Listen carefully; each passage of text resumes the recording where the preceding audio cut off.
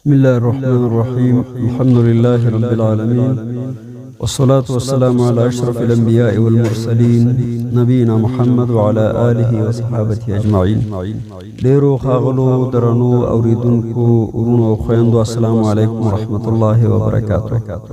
دا هم تکمله د هغه تیرو درسونو بقایا درسونه دي چې پکې اسباب د الله د رحمتونو د جلبولو بیانېږي. هغه کومې لارې چارې دي او هغه کوم اسباب دي چې بنده مسلمان هغه را خپل کي، په هغې باندې عمل وکړي، نو د باندې به د الله عز وجل رحمت نازل شي. د نبوي احادیثو په رڼا کې مو بیان د دریو اسبابو کړی.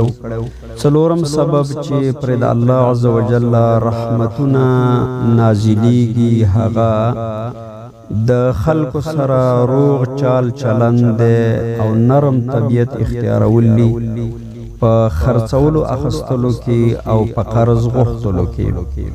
جابر بن عبد الله رضی الله عنهما فرمایي، قال دوی قال رسول الله صلی الله علیه وسلم، رسول اکرم صلی الله علیه وسلم فرمایي، رحم الله رجلا سمحا، الله دې ورحمیږي په هغه انسان او هغه بنده باندې چې دا نرمي کوونکی وي. اذا باعک څه خرڅوي په نرم او انساني نرم لهجه باندې، و اذا اشتراو کڅ اخلی نو تعامل د بایع سره د خرڅون کې سره په نرم لهجه باندې. و اذا اقتضى او چې کله خپل حق او قرض غواړي هغه په روغ او سالم او خپل لهجه باندې غواړي. دا حدیث امام بخاری رحمت الله علیه نقل کړی دی.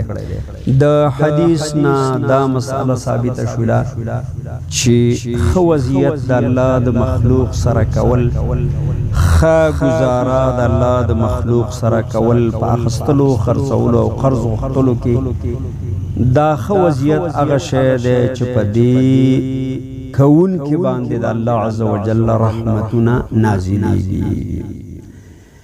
پنځم سبب د اسبابو د جلبولو د رحمت الله چې پرې د الله رحمتونه نازلیږي هغه د ښځې او د خاوند ترمنځ په تهجد باندې د یو ځای ودرېدلو حرص دی، چې ښځه خاوند تهجد ته چمتو کاندي او خاوند ښځه چمتو کی تهجد کولو ته.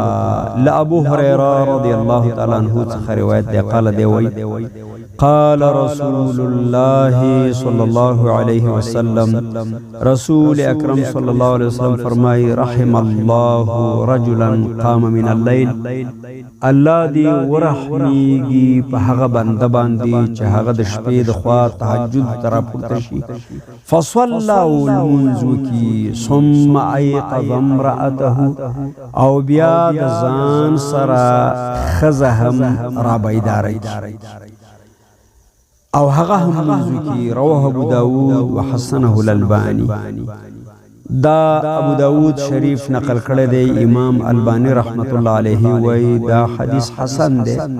د دې حدیث په یو بل برخه کې دا راغلی دی چې الله دې په هغه ښځه باندې ورحمیږي چې هغه د شپې تهجد ته راپورته شي او خپل خاوند راپورته کړي او هغه په منځه د ځان سره ودرېږي. که یو بل سره تعاون وکي او یو بل تهجد کولو ته چمتو کاندي، نو په دغه کور به د الله رحمتونه ورېږي. الله دې موږ راضي شي او د الله د رحمتونو دغه اسباب د الله زموږ نصیب کړي. امین یا رب العالمین.